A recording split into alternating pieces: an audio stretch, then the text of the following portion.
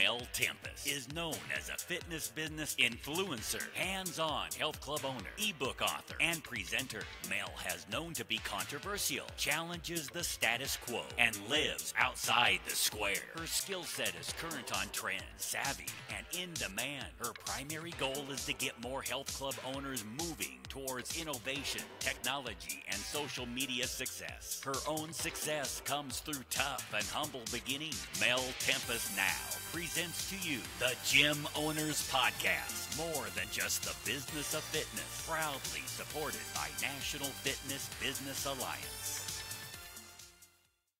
Oh, good afternoon. It's Mel Tempest from the Gym Owners Business Podcast. Today I'm speaking to Mr. Robert Dyer, co-author of the 9 Partnership Principles, Dr. Michael Mantell, Transformational Behavior Coach, and Mr. Jay Graves, District Manager from Gold's Gym, whose motto is Know Your Own Strength. So good morning, or good afternoon, I should say, gentlemen.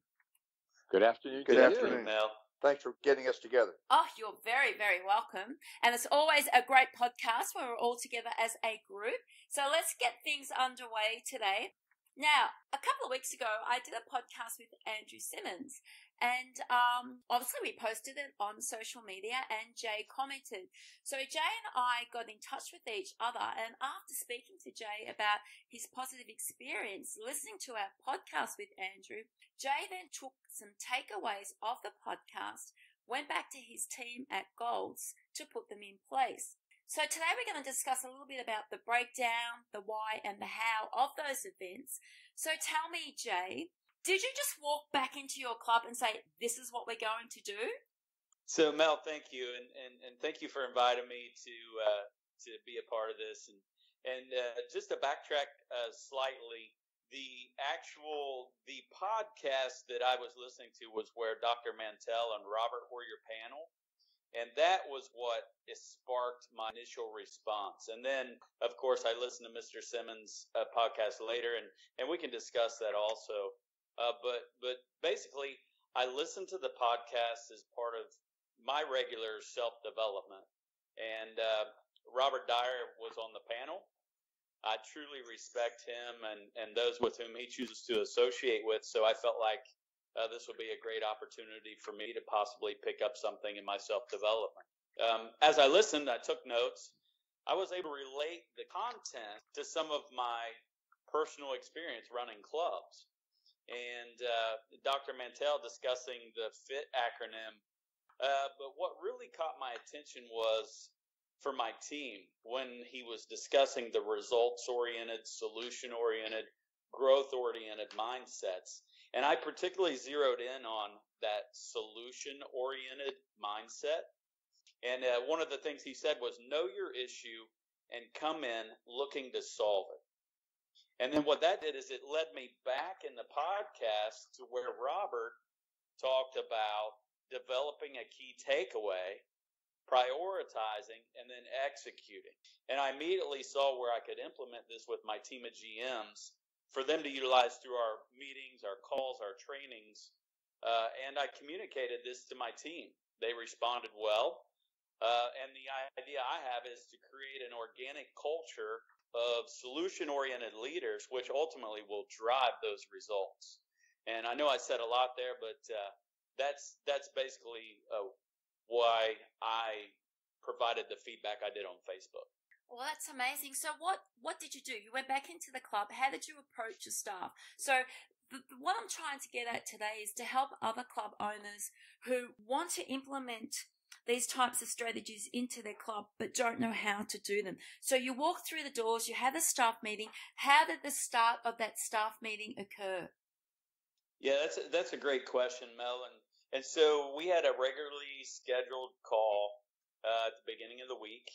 And I started the call discussing this podcast and the solution-oriented mindset. And my direction was that as leaders in this industry and club operators, we should be approaching every meeting, every conference call, every training with this solution-oriented mindset. And you should be aware of your business and you should come into those looking to solve those problems. And then through the call, the meeting, the training, whatever the event may be, you're looking to develop one key takeaway at least. And then what you will do is prioritize and execute. Now, that's the way that I communicated. Okay, so Michael, I'm just going to ask you, because there's going to be a lot of people out there that say solution-orientated mindset. Let's simplify that for people. What is it? Well, it really rests on something that we didn't hear Jay say, but I think it comes through loud and clear. And that is a sense of confidence that I may not have a specific solution, but I know we can get there. I know that we put our heads together, we'll get there. I don't have to have a solution myself. Great leaders don't set out to be leaders. They set out to make a difference. It's not about the role. And you hear Jay say it was about a goal. He said to his team, let's work together to always focus on solving our problems. You don't hear him talking about complaining. You don't hear him talking about blaming. It's been said that success is built around the second letter in the word, you. And what Jay brought in that solution mindset is we can do it. We don't have to see it. We just have to work together to know we're going to get there.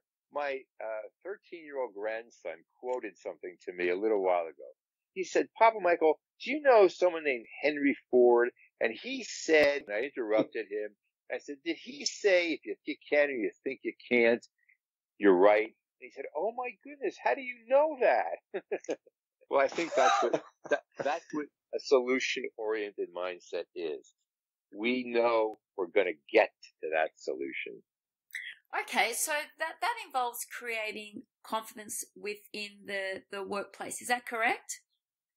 Well, first, it involves having a sense of, we call it self-efficacy, the belief I can do it, confidence in oneself.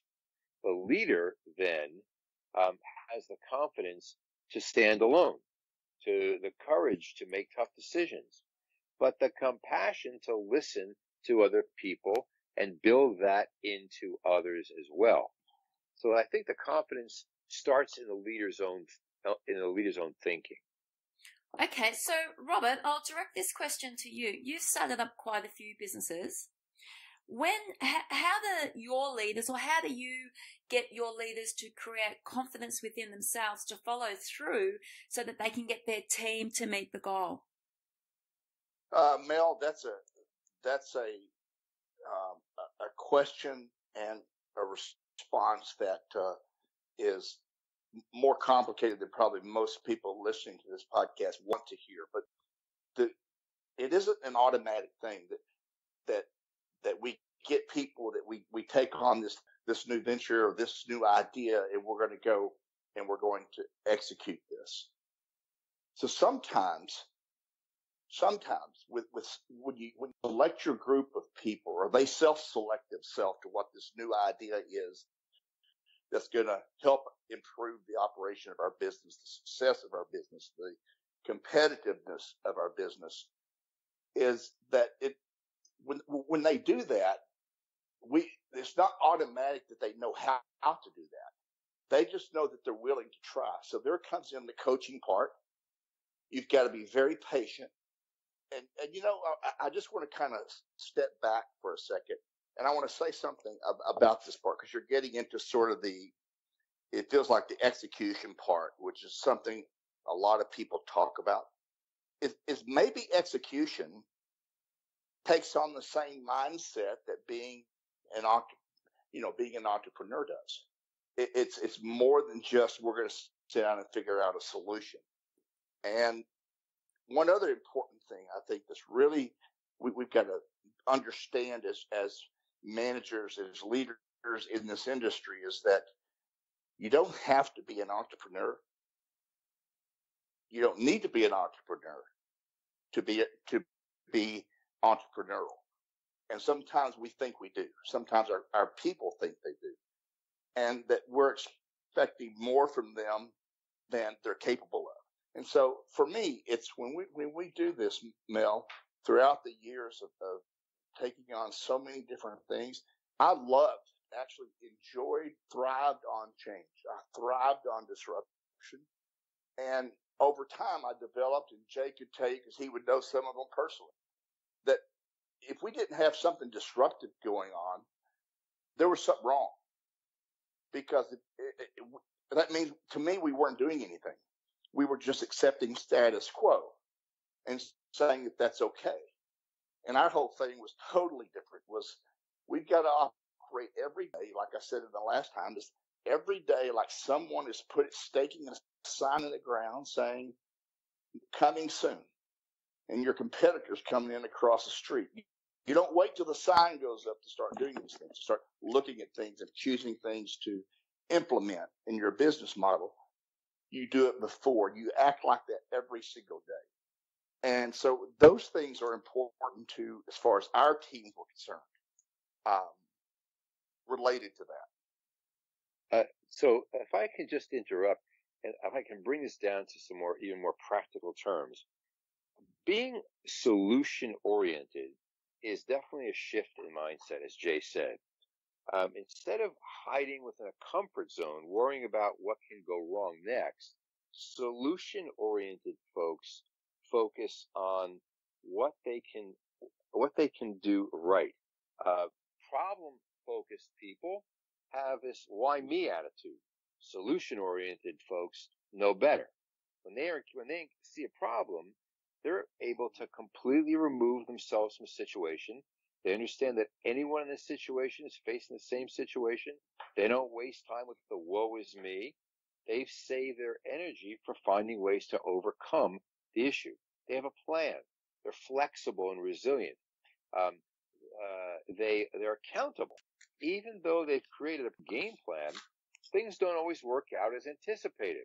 And solution-oriented people, as I said earlier, leave their egos out of the equation.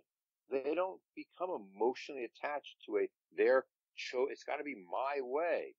Jay is successful because he leads a team of people who aren't stuck in their ways, that they won't accept a good idea from someone else when it's suggested. And obviously, as you heard from Robert, they don't waste time thinking of worst case scenarios while they do plan for those contingencies. Solution oriented people don't procrastinate or put off taking action because they might fail. Failure is a step towards success. So then I'll direct the next question to the three of you then. What are the trigger points in the brain that make us decide we're going to play woe is me or become those motivated people? Well, I guess it was quiet. So let me. That sounds like a question for a doctor. Right. Let me put the noose around my own neck. No, I'll tell you. I think it comes back to it all starting with our attitude. Will Rogers, I think it was Will Rogers, said, if you find yourself in a hole, the first thing to do is stop digging. You have to have a attitude that says, regardless of what happens, I'm going to be okay. I have this belief in myself that nothing, nobody, even those who stop me, don't stop me. Let me tell you something else that's important here. A trigger is there is no self-esteem. You see, self-esteem is conditional. I feel good about myself because look at the business I built. I feel good about myself because look at the numbers that I've increased. But as soon as it turns south, you'll lose self-esteem. So what I coach my executives on is unconditional self-esteem. Don't rate yourself at all. Leave your personhood out of it. A key trigger to being able to be solution-oriented is to not rate yourself, but rather your performance, your skills, the outcomes, and so forth. That's rateable. But I think people who can keep going forward, such as Robert and Jay, are people who enjoy the challenge because they love testing themselves, moving forward, disrupting. Sometimes it works, sometimes it doesn't. When it works, it's not because I'm great. When it doesn't work, I've learned something. I either win or learn. We never lose. Exactly. Jay, I mean, what was the turning point for you when you were listening to the podcast? What was the trigger point for you that made you go back and discuss the podcast with your team? Well, Mel, I'm always looking for new ways to help develop those GMs that work for me, and I try to each week have a new professional development portion of our communications to help them. We spend a lot of time asking them to do stuff for us, and my thought is if I can take that one portion of that communication and turn it back to where I'm trying to do something for them to help them, whether it's in their business and their personal life, whatever it may be.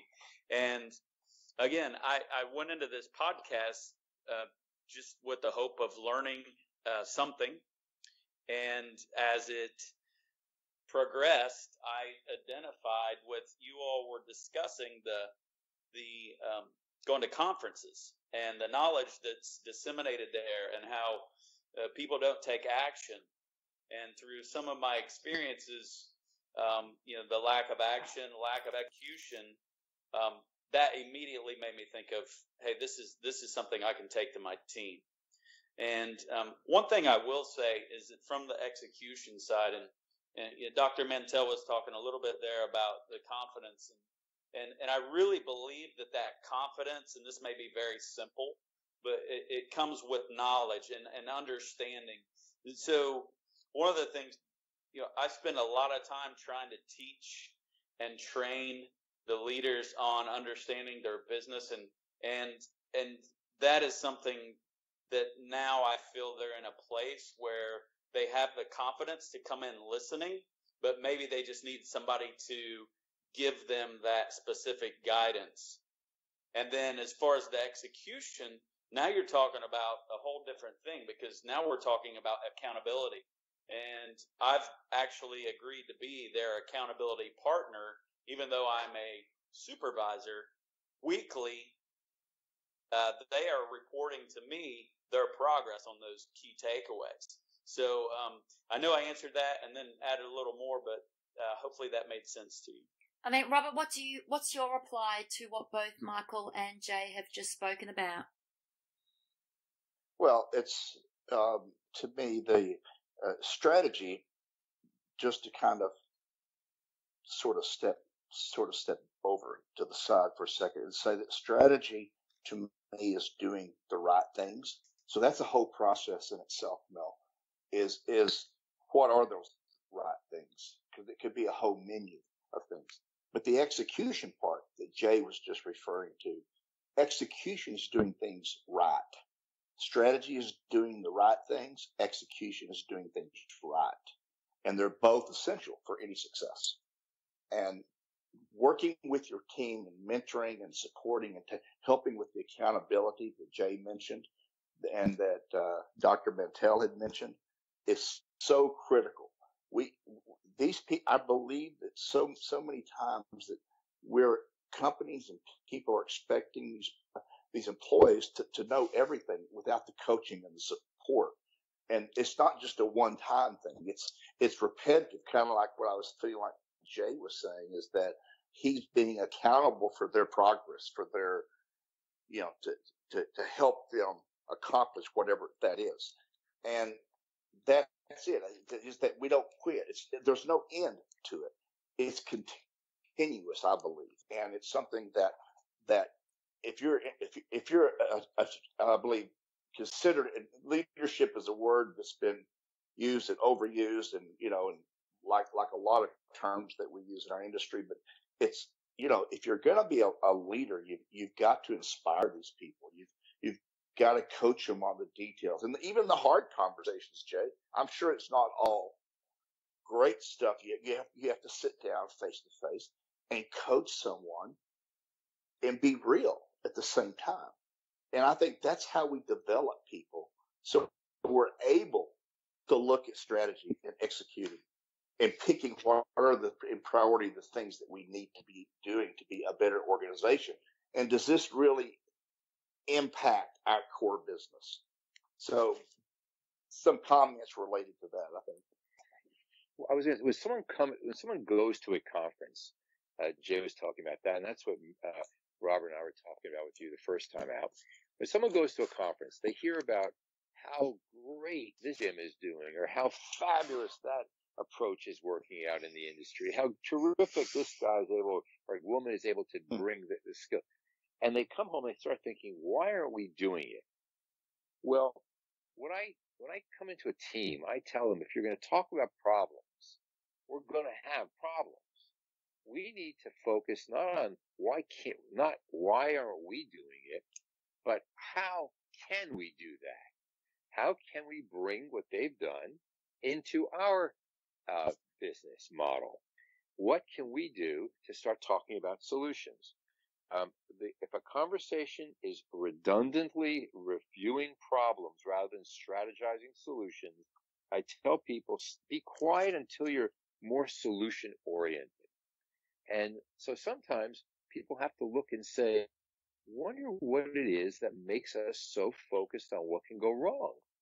When I wake up in the morning, I tell my people this also. Ask yourself, what can go right today? It's so easy to go, oh God, I gotta go have that meeting and this thing. All that, you guys are laughing because you know, right? But that's so true. When you go to bed tonight, try this and see what happens, Jay. Bring it back to your team. When you go to bed tonight, you write down 3 or 4 things that went right, solutions that worked. When you wake up tomorrow morning, ask yourself, what can go right in our business today? As opposed to, I got to meet with this person and give him this negative feedback, and I got to go over these negative numbers. You can't be successful that way. It's funny that you say that, Michael, because when I left my own club last night, I taught a class and I went to reception, as I do afterwards. I said, how's it going, everybody? And immediately 2 of them said to me, oh, it's been quiet tonight. It's been quiet tonight. And I was like, well, it doesn't look quiet to me. I mean, we've just had like 40 people in our class in the gym floor. The gym floor is busy, and they're like, oh no, it's been quiet over the counter.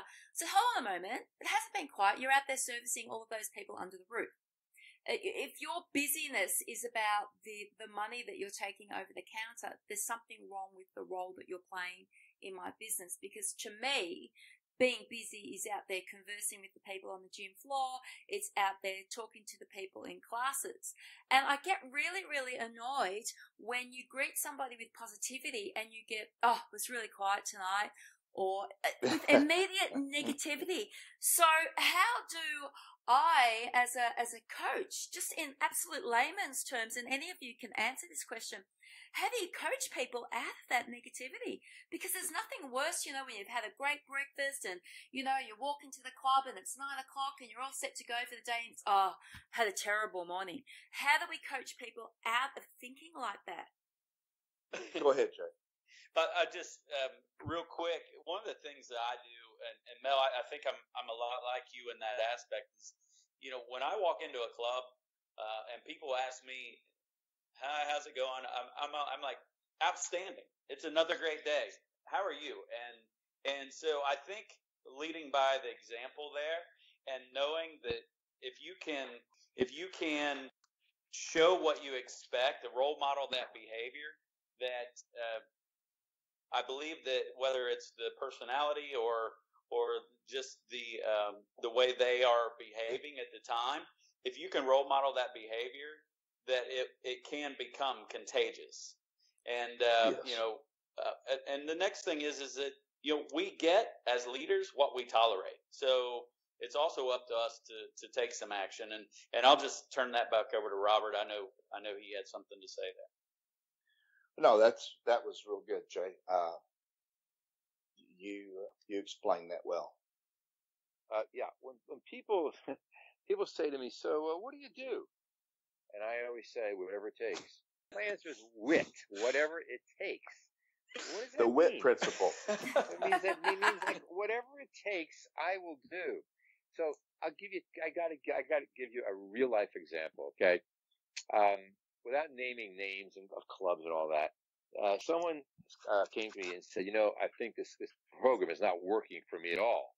I said, oh, really? Well, tell me about it. What's going on? Well, I came here. I lost 5 pounds the first week, 7 pounds the second week. Then I only lost 2 pounds the third week. And then the fourth week, I only lost 2.5 pounds. This program is not working. Did any of the nutritionists, weight people, the trainers talk to you about that? No. I mean, it's obvious. I'm just failing, and I just don't want to participate anymore. Nobody bothered to help this person understand a 2-pound weight loss per week is wonderful. Absolutely. Her definition stunk. The definition of the woman behind the counter at your place, Mel, that definition, we're not busy because I'm not taking, what do you mean you're not busy? I go to a gym and I walk in and the people behind the counter are talking to each other. They're looking away. They're reading their cell phones. No one says hello. So I said to the manager, if you ask those people behind the desk, how is your day going? They would say, it's quiet. Quiet? People are walking by, you're not engaging. That's exactly right. So I think the coaching, there is a method that was developed at Harvard Business School many years ago. It's called discipline without punishment. Let me take you through it real fast. It's just a couple of steps. I'm going to role play with you, Mel. Oh, Mel, okay. I'd like to talk to you. I'd like to talk to you about a situation that's come up. And you say, sure. Come on and have a seat. Sit down. Mel, in my club, I like it when people look for ways to be successful and look for ways to see opportunities to engage with people and to define being busy in the broadest terms. This week, I asked you 3 times, how's it going? You said not very busy. And I want to talk about that. Tell me about that. Now, Mel then says, well, I mean, it wasn't busy. Okay, let me give you now, go to this next step. The good business reasons why, Mel, you need to redefine your terms. Mel says, I never thought about it that way. Okay, we're done. Thank you, Mel. Have a great day. Now 2 days later, Mel, how you doing? Oh man, you know what? There's so much for me to do here. Great. But what if Mel in that interview says, I disagree. I mean, just saying hello to people, that's not busy. Busy is collecting money. Now we have to talk about what will happen to Mel if she does not get on my solution-focused approach. Well, I would send Mel home with pay. Mel, go home. Take a day off. I want you to go home. I want you to think about whether or not you really want to play by the definition that I have. I'm the owner. I'm the manager. You work for me. I want you to go home and think about whether you want to play by these rules. And if you do, great. Come back tomorrow. And if you don't, I will accept your resignation. No problem. If that sounds harsh, it's not. It's aggressive. Because my success in my business counts. And therefore, I want everyone on my team to have the same mindset. I'm not putting her down. I'm treating her as an adult who has a problem to solve, not a child I'm punishing. I'm holding up what I want. I'm showing her what she's doing. I'm asking her to discuss it. It's really straightforward. Does that make some sense to you guys? It certainly Absolutely, does. yes. It certainly does. And that, I'll be honest with you, Michael, that can work for some club owners. It's not going to work for others. So what is another approach for those club owners that aren't lucky enough to be in that situation where they can say that to somebody? Because some clubs do work on skeleton staff. And as much as they would probably like to ask the person to go home for the day, they aren't in that position to do it. So what's another strategy that they can put in place with that, Mel? Well, go ahead, Robert. Please go ahead. I was just going to say, Mel, first of all, if we're being realistic here, not every, you're right, club owner, manager are going to have the same situation. It's the same ways to deal with it. But let me tell you something. There's many times in my career that I've put myself to be, as far as number of people that I needed in the club, in the brick and mortar side of it, that I put myself shorthanded because I would do something, as an example, like Michael just said, because the thing is, an employee knows this. If they've got you handcuffed, they know it. I'm going to do the opposite of what they think I'm going to do. And you know what? Sometimes that may mean I'm a little bit shorthanded. No one's going to die. We're going to live through this. And I'm going to go to the other team members and say, you know what? I just need a little bit more today. I'd appreciate it. And you know what? I have such a great relationship. I know that sometimes I'm hard and I push hard but people that know the people that I work with, is they push themselves harder, really, than I push them. They want to do it. And I do believe it's because, and I have a little bit different way. Sometimes I say you have to have a couple of different tools in your toolbox. I love the way that Michael handled that discussion. A couple of ways that I've handled this in different ways, so that it's never the same way each time with the same person. If I have it multiple, I'll have a walk and talk session where we get a cup of coffee. We're just going to walk outside the strip center, wherever it is, and we're going to talk. And it's just us. And you know what my big goal is? It's not for me to talk, but it's to ask the right question, Mel, to get them to tell me everything that they want to say. And I would never interrupt them. And you know what? Sometimes they'll go on and on and on, and they're through, and then they don't even remember what they were upset about to start with. So it's mission accomplished. I'm dealing with a human being that have emotions. I understand that. They're inside, they're good people. And my responsibility is to pull that out of them, to try my best to help them be better people. Another thing that I do, when I go into an office, I never sit across the desk from someone that I'm having a conversation related to this. I sit on the same side of the desk. I don't want any barrier between us. I want to be able to be as equal to them as possible, and to be able to be, it's not me against you. It's, how do we fix this? Tell me what I can do. How can I help you? And then you take it from there. It's not always going to be the glorious answer you may think, but it's slowly building the people skill, the trust, and whether they get the right answer they want from me, or whether they talk through this and they realize what they're saying and that they admit that, or whether I bring it up and say, well, this is what we need to do to resolve this. So I have like 3 or 4 tools in my box as to how I handle that. And whether it's one-on-one or whether it's a group, I never bring everybody in for the same problem because I'm reluctant to talk to the one troublemaker.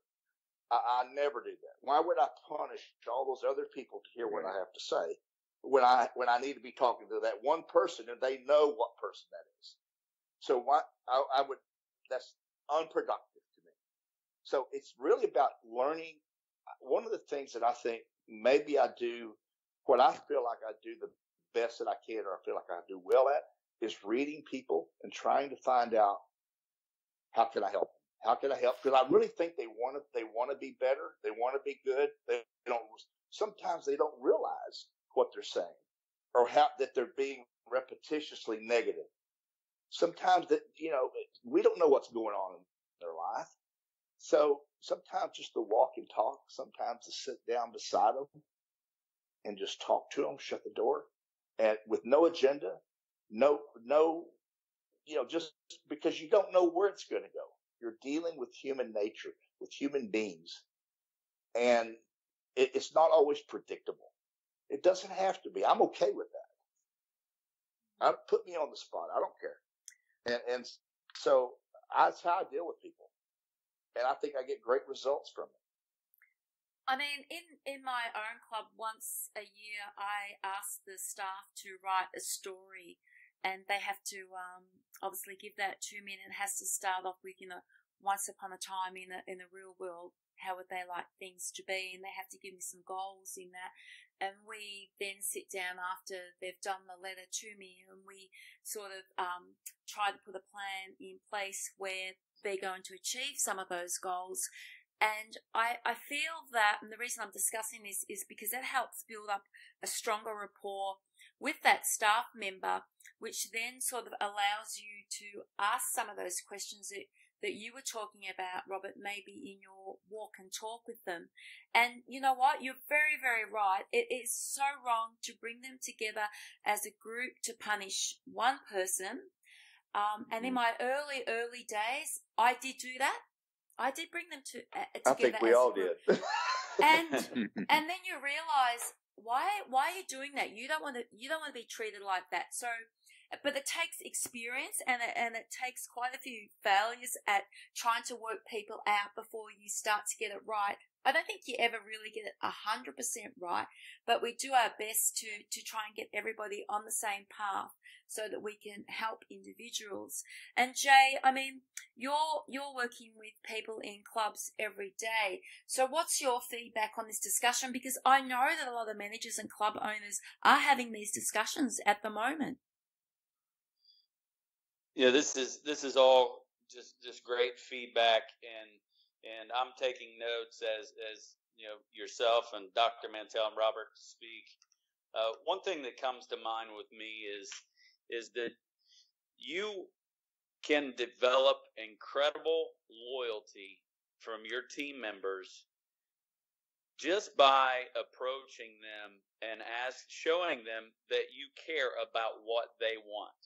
Where do you want to be? What is your goal? What is your career look like in the ideal situation? And when you stop, and I've done this, and this is real life experience where I've sat down with folks who may have some issues, and nobody's ever sat there and said, "Hey, tell me what you want. What do you want from your career? How do you see yourself? Where do you see yourself in a year from now, 5 years from now? Where would you like to be?" And the look on their face when nobody's ever asked them that, it's always been do. And when you stop, it's a total different approach. And Robert mentioned taking the coffee walk there and just listening. But when they start talking, nobody's ever approached them like that. It creates a sense of loyalty and accountability on the spot. And the team members that I've had those kind of conversations with, I still to this day have extremely close working relationships with. So that would be my piggyback. That's great to hear. So very good. It is. I mean, this is something that we could talk about all afternoon, because I just feel that getting club owners in the right place, that they mindset wise, so that they can direct their team in a more positive manner, is so extremely important.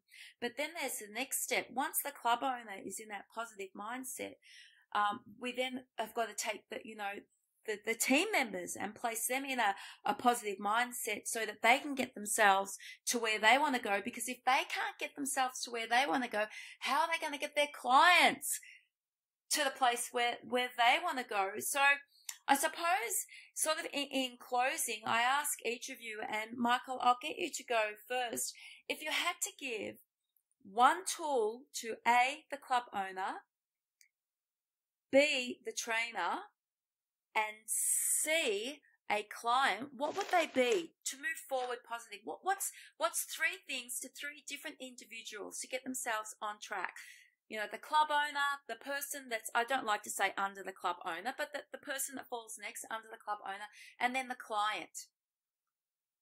Well, I'll tell you, as you started to ask the question, I had one answer that applies, I believe, across the board. You heard it from what I was saying earlier. You heard it from Robert, and you heard it from Jay, and that's just developing a sense of care, whether it's care for the success of your club, which means, in my way of thinking, for the club owner, that my employee and my members thrive. If it's the employee, that I'm here to help the club thrive and the members thrive. And if it's the member, I have a sense that this club ownership, I may not ever see the person, but when I walk in, I feel like the person at the front desk, the people cleaning up, the trainer, just truly cares about who I am. So I think if the club owner, the employee, and the client can develop a shared sense of caring, I think you've got a dynamite club going on. Robert, did you want to add anything to that? Well said, Michael. Yeah, I always have something to say. I have my pen here. I have my pen here. So I'm recording. No, I kind of feel like to set the premise here is, and to answer your question, is that we are still in a people business. We can have all of the latest, the greatest, the newest, everything. We can be the shiniest, the cleanest. It can be all of those things that most club owners would love to walk in and everything be great. You could have a section of fans turned off and someone's up on a ladder cleaning the blades, which you'll never ever see, or up cleaning the vents where the filters go. It could be all of those things, but we're still in the people business. And to Mike's point, I don't know that I could come close to giving a better answer than what Michael just said. It is about caring. And you know what? That shows immediately. You don't have to say a word. Right. It's just how you look when you're walking down the hall and you greet somebody and you're looking down and you're on your phone doing texting or looking up something, whatever you're doing, and there's no even eye contact. Hell, I'd be tickled. Some club owners be tickled to death with eye contact. Are you kidding me? Yes. They can't even get the trainer. They can't even get the trainer to quit looking at themselves in the mirror or on their phone long enough to count the reps. And I hate that stuff. So you've got to get these. We're in a people business, and so many things relate around that.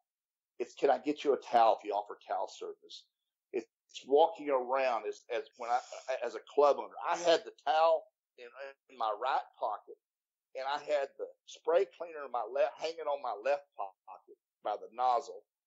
And when someone would get off of a bench, I'm spraying the bench and wiping it off for them, and they're watching me, and they're going, "This is unbelievable. You do this all the time."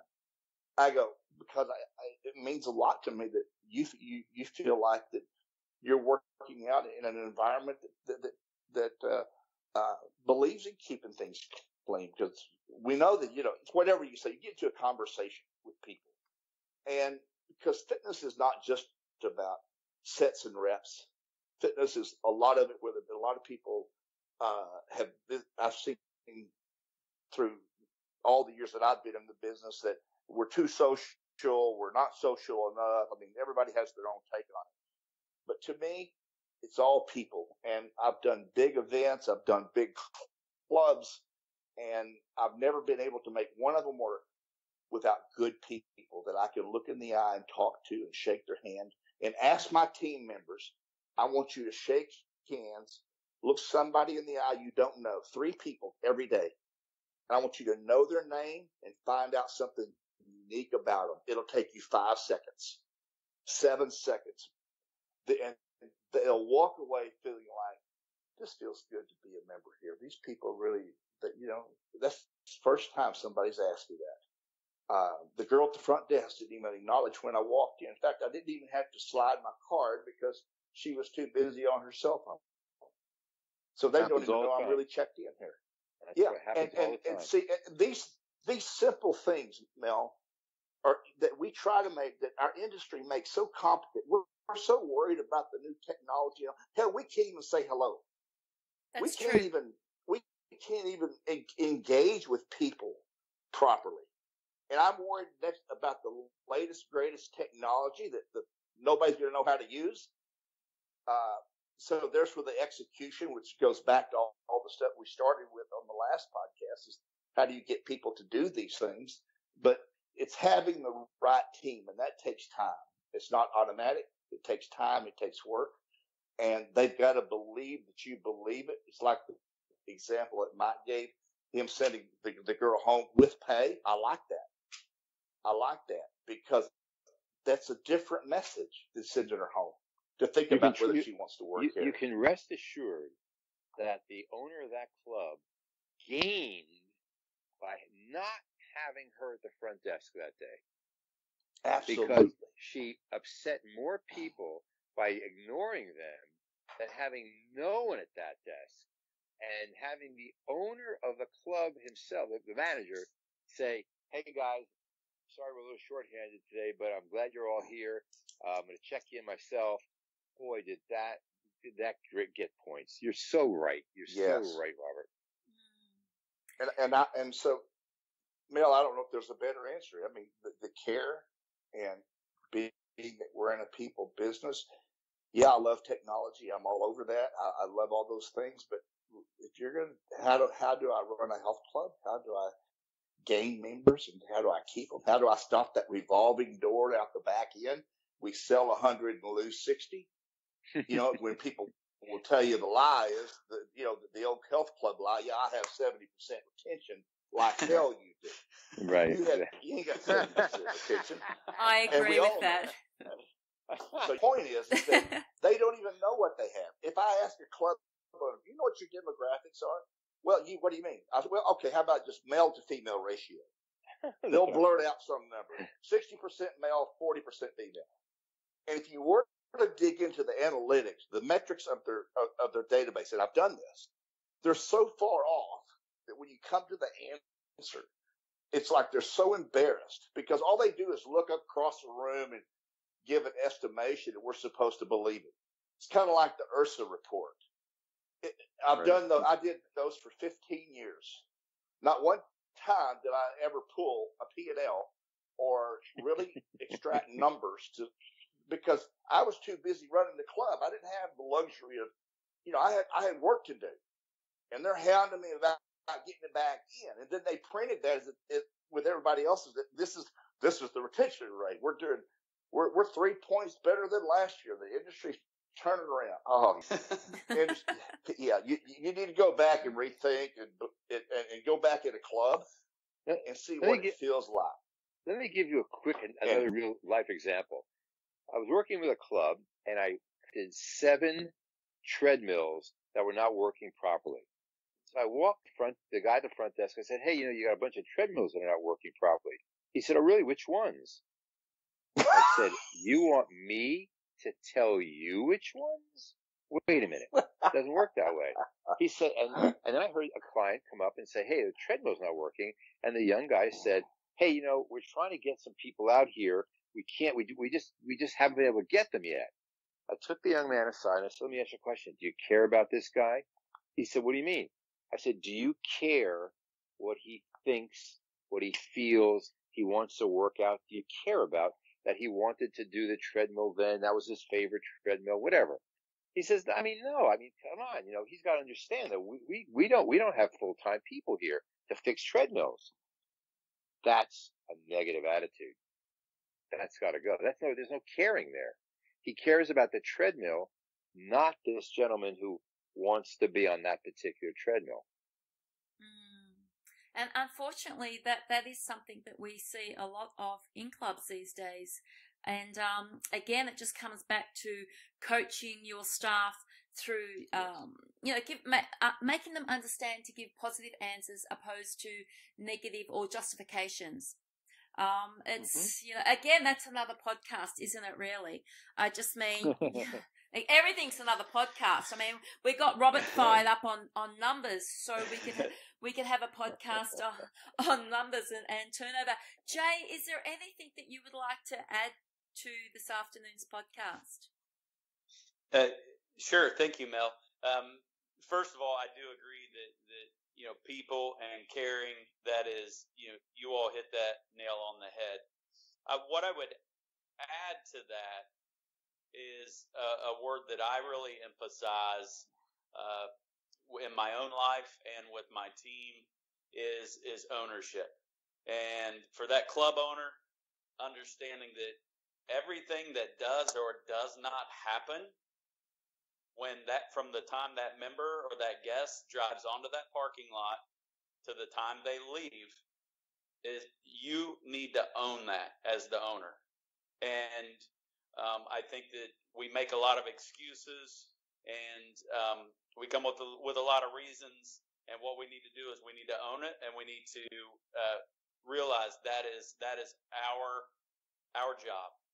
The trainer needs to own their business. They can't blame the club. They can't blame the members. The trainer needs to know where they need to be successful, and they need to own that and find the tools and resources and partner with the owners or the supervisors to help create that business. And then the client themselves, ownership of, showing up, being responsible outside of the club and putting in the work and the effort. So I think just overall ownership of those three different categories you listed would be the next word I would use. I think very good, Jay. Thanks, Jay. I think at the end of the day, we need to remind ourselves as club owners, to remind our staff that for some of our clients, coming to the club is the best part of their day. And we need to show them the care factor, like the three of you have shown your care factor today to educate the club owners that are listening to the podcast, that we need to remember that for some of our clients, coming to the club each day really is the best part of their day. And I think that the three of you today have given everybody some amazing takeaway tools.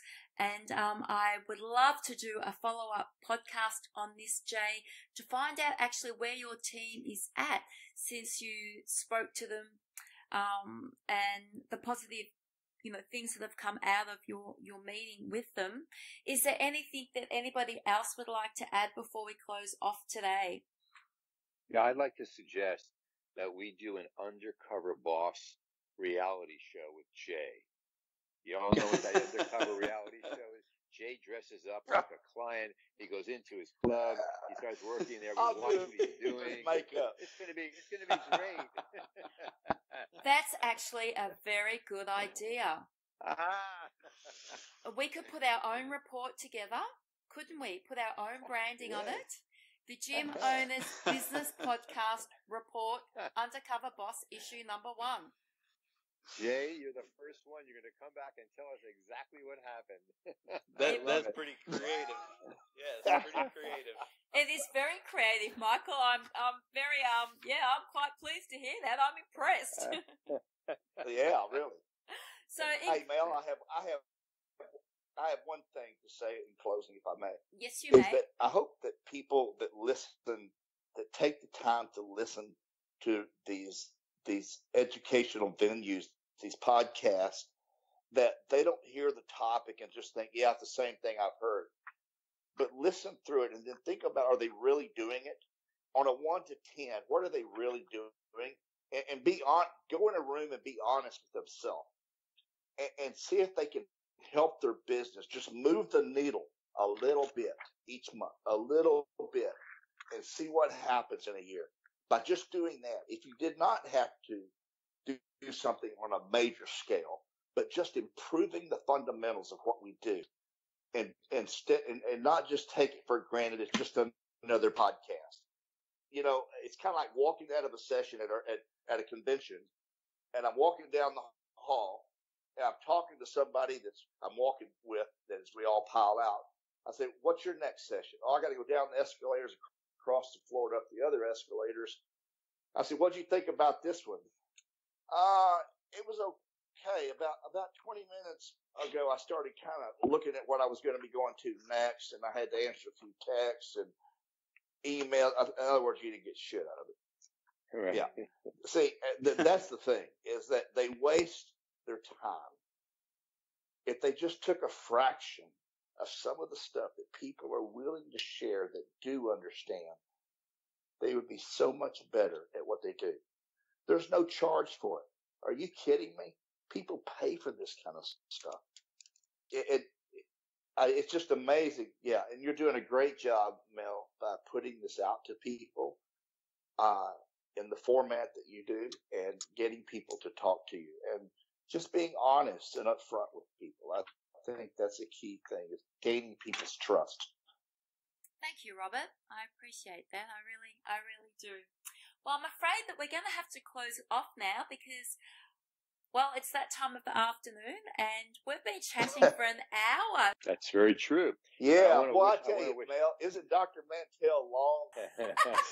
We've been talking for an hour. Can you believe how long-winded he is? I was just going to wish you all a very meaningful, inspirational, wonderful, happy Thanksgiving, wherever you celebrate. To you too, my friends. And all of us. All right. It was delightful to work with you. Mel, it's always great. Robert, you're a hero. What can I tell you, man? And you were fired up today, Robert. You were fired up. Hi. Thank you all. Totally honored and really appreciate the time. And I've got a whole page of notes again, so that makes it well worthwhile. So thank you.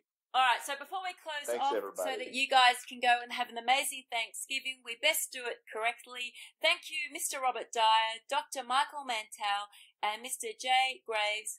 Thank you very much for your input in today's podcast, and enjoy Thanksgiving. Thank you, Mel. Thank you. Good night. thank you. Bye. Thank you for joining the Gym Owners Podcast, sponsored and supported by National Fitness Business Alliance and Gym Click Media. Find Mel Tempest on Facebook, Instagram, and LinkedIn. Join us next time for the Gym Owners Podcast.